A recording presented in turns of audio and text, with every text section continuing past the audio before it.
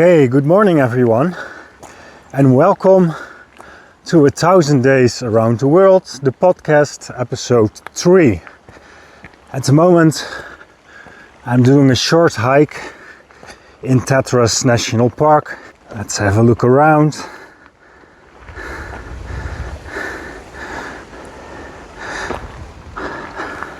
I'll try to do this a few times today, so you can kind of experience with me this vibe of growing through to the national park. So today I basically want to discuss 3 topics. The first one being answering your feedback questions of last time. The second will be about camping life. And the third will be about last week's tips and tops. So let's go. Okay, topic 1, answering your feedback questions. So one of the questions was, how do you do it in terms of transport? And let me turn the camera so you can enjoy the views. So basically I'm traveling with budget buses. Flixbus is a well-known company to do this stuff, and for basically 10 euros using Flixbus I go from one city to the other. And in the future I will probably also use trains, but basically that's it. It's just buses and trains. It's not brilliant, but it's well enough to go from one place to the other. Especially in the buses. I mean, they're so wobbly that I basically decide to just put in some music, close my eyes and go with the flow. So that's about the transportation. Then there are some practical, technical questions about how the text in your images is slightly big and sometimes it overreaches my screen. Well, I try to solve that. I tried solving it, so hopefully in the last video you could see the text fully. So I made it a bit smaller, etc. There was also a tip about the quality of my voice. So based on a tip, I bought a new mic. Probably you can also see it put on my jacket, and this mic should improve the quality of my voice as well. If it doesn't, please let me know as well, because then maybe there's something wrong with the mic. And the last feedback question was, do you sometimes feel lonely when traveling for such a long time? Well, let me first mention that for me there's a big difference between the word alone and lonely. For example, when I'm in a group of people and they don't really treat me as an eagle, I can feel very lonely. That's a very bad feeling. I don't feel as if they accept me, and sometimes they're very polite, but at the same time they don't really accept me as one of them, and that can create a lot of loneliness. But if I speak for myself, when I'm alone, so just on my own, I experience a lot of freedom. And for me personally, I don't feel lonely at all when I'm alone. But of course this can be something personal and depends on the person as well. So far during this travel, I didn't experience a lot of loneliness. Well, except maybe at the end of the pub crawl when I drank a little bit too much and I was kind of feeling old in the crowd. Then at one moment I feel a little bit lonely, and it was again in a group where you're not like fully equal to the rest. But no, apart from that moment, I've been very happy and very much myself so far. So that's it for topic 1. Topic 2, camping life. So as you might have read, I camped for the last 2 days, and actually I want to compare it with hostel life. So how does camping in the open compare to hostel life? And I noticed there are actually some pros and some cons. So let me start with the pros, the advantages of camping compared to going to hostels. Well, firstly, when I go camping, I experience a lot of freedom. So that's the biggest plus I find in camping. There's much more freedom than when going to a hostel, and then there's much more freedom even than going to a 5-star hotel, for example. Also, that when you're in a 10 or 8 bed dorm, there are a lot of people around you.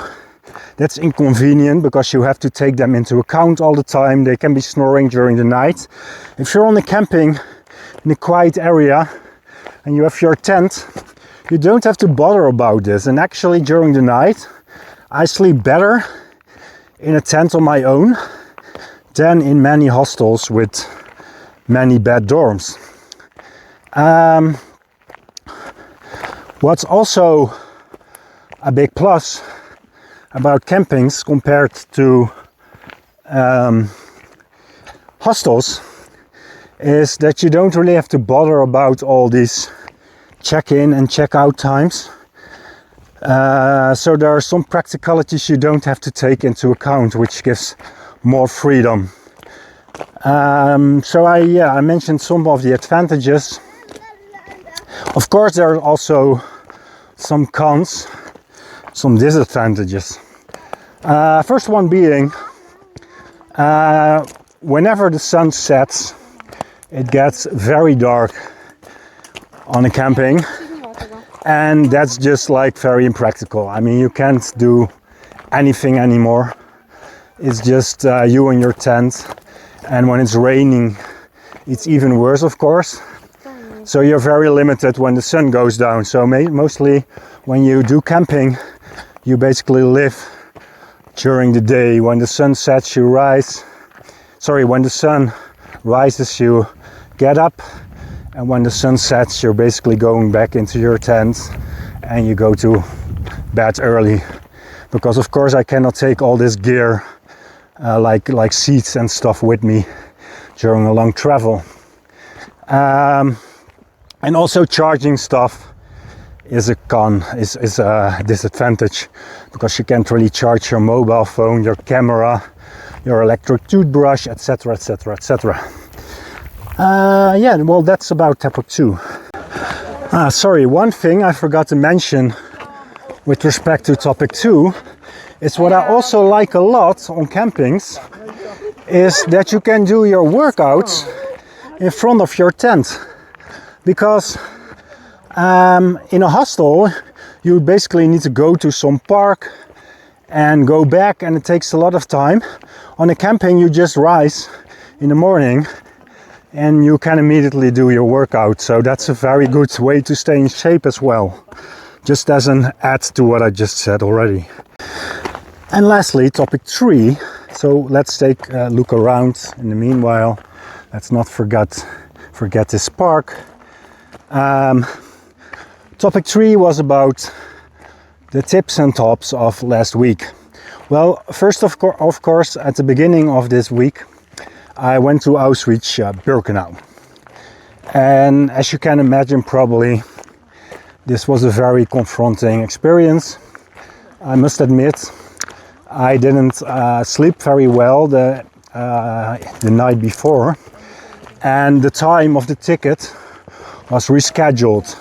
So I was not very happy with that, because originally my ticket was supposed to be for 9:30 in the morning, and then it was changed to 5:30 in the night. So I had to wake up at 4 in the night And I didn't sleep very well in a hostel with all beds around me, so I wasn't really fit. So maybe for next time that would be a big recommendation, to maybe make sure I'm there at a time I'm fully fit and ready to go. But even though I wasn't really fit, at the moment you should be woke, let's say woke. I was woke